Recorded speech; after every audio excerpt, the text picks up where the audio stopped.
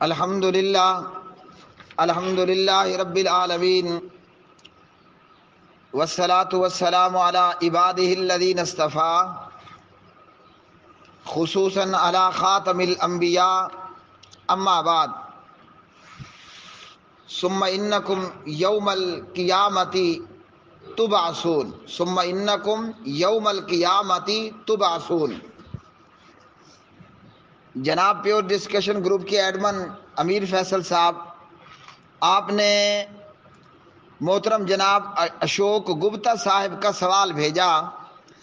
اشوک گپتا صاحب کہتے ہیں کہ مسلمانوں کا یہ ماننا ہے کسی کا قیمہ کر دیا جائے یا جلا دیا جائے، پلس کوئی شخص دریا اور ندی نالے کے اندر ڈوب کر ہلاک ہو جائے، یا کسی کو جانور کھا جائے، یا کوئی مگر مچھوں اور مچھلیوں کی خوراک بن جائے، یا کسی کو زمین میں دفن کر دیا جائے، تو مسلمانوں کا یہ ماننا ہے کہ قیامت کے دن دوبارہ زندہ کیا جائے گا۔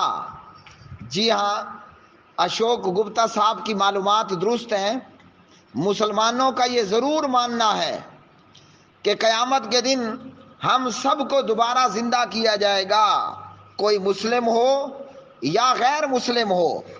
ہاں جی، چاہے کسی کو آگ میں جلا دیا جائے یا کسی کو زمین میں دبا دیا جائے، کوئی سمندر اور ندی نالے میں ہلاک ہو جائے، کسی کو جانور شیر بگاڑ کھا جائے، یا کسی کو مگرمچھ اپنی خوراک بنا لیں، مرنے کے بعد قیامت کے دن میں سب لوگوں کو دوبارہ زندہ کیا جائے گا۔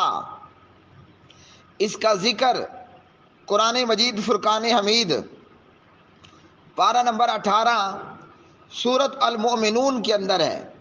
18 نمبر پارے کی 23 نمبر سورت ہے، اور اس سورت المؤمنون کی آیت نمبر ہے 15 نمبر کی آیت۔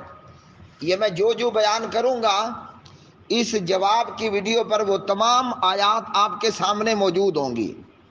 مرنے کے بعد مسلم، غیر مسلم، انسان، جن وغیرہما سب کو دوبارہ قیامت کے دن زندہ کیا جائے گا۔ ثم انکم یوم القیامۃ تبعثون، یہ 23 نمبر سورت کی 16 نمبر آیت ہے، 16 نمبر۔